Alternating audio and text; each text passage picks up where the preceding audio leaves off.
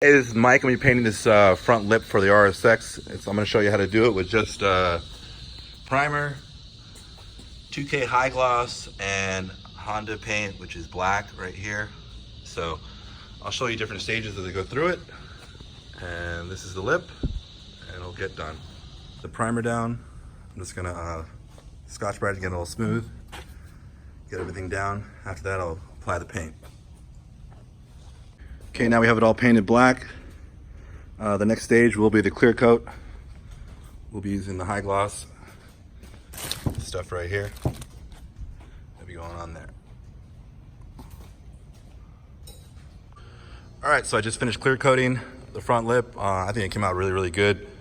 Looks really nice and shiny. There's like a little bit of a blue flake that pops out now. You kind of can see it from there. There's gonna be some orange peel.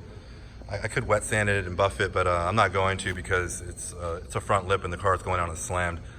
But this 2K high gloss, amazing stuff. I pretty much painted all this under 40 bucks with the primer, the paint, and the clear coat. So you don't have to be an expert to do this. It came out good, and that's it. Have a good one, guys.